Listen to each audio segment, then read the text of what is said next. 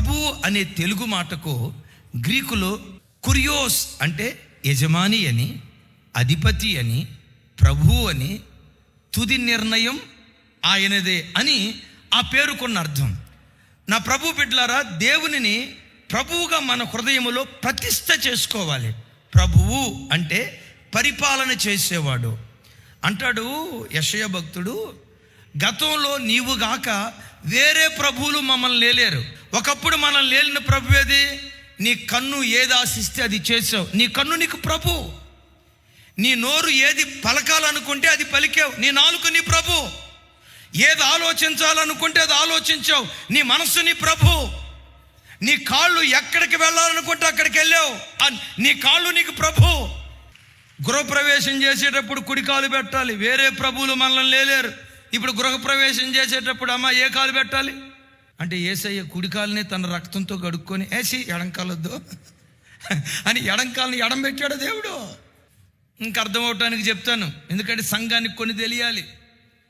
ఒక యవనమ్మాయి యవన వయసుకు వచ్చిన తర్వాత తన జీవితంలో జరగాల్సిన శరీర ధర్మం జరిగిందనుకోండి. ఆ శరీర ధర్మం జరిగితే వేరే ప్రభువుల కాలంలో మనం ఉన్నప్పుడు పెద్ద ఫ్లాగ్స్ పెట్టి మరి ఊరు వాళ్ళందరికీ ఎందుకు సాటింపేస్తారు? ఇప్పుడు నాకు అర్థం కాదు. అది సాటింపేసే కార్యక్రమమా? 10 మందికి చెప్పుకునే కార్యక్రమమా? రహస్యంగా దాచిపెట్టాల్సిన కార్యక్రమం కదా. మా కుమార్తె యవన వయసులో ప్రవేశించింది అని 10 మందికి చెప్పాలా?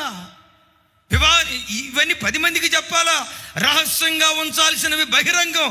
వేరే ప్రభువులు వెళ్ళిన కాలంలో అమ్మాయి పెళ్లి చేయబోతున్నారా? ముహూర్తం చూడండి. ఆ ప్రభువులు వెళ్ళారు మనల్ని అప్పుడు. తిథులు నక్షత్రాలు చూడండి, మంచి రోజులు చెడ్డ రోజులు చూడండి. ఆ ప్రభువులు వెళ్ళారు.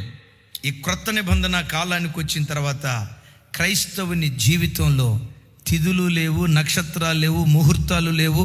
ప్రతిరోజు మనకు మంచి రోజే. సోమవారం మంచి రోజా? మంగళవారం మంచి రోజా? మంగళవారం మంచి రోజా? బుధవారం మంచి రోజా? బుధవారం మంచి రోజా? ఆదివారం మంచి రోజా? తల్లి చెప్పండి. క్రైస్తవులుగా మన బ్రతుకులో యేసయ్య మనతో ఉంటే ప్రతిరోజు మనకు మంచి రోజే. ఒకప్పుడు గతంలో వేరే ప్రభువులు మనల్ని నేలేరు. అమ్మ వినండి, గత కాలాలలో వేరే ప్రభువులు మనల్ని లేలేరు. ఇప్పుడు ఆ ప్రభువులంతా మన జీవితంలో నుంచి తొలగిపోయి హృదయములో యేసుక్రీస్తు ప్రభువుగా ప్రతిష్ఠించబడ్డాడు. ఈ క్రొత్త నిబంధన కాలంలో యేసునాథుడు ఒక్కడే మనకు ప్రభు అయి ఉన్నాడు. ఆయన ప్రభుత్వం క్రింద మనం బ్రతకాలి. చప్పట్లు కొడుతూ స్తోత్రాలు చెప్దాం.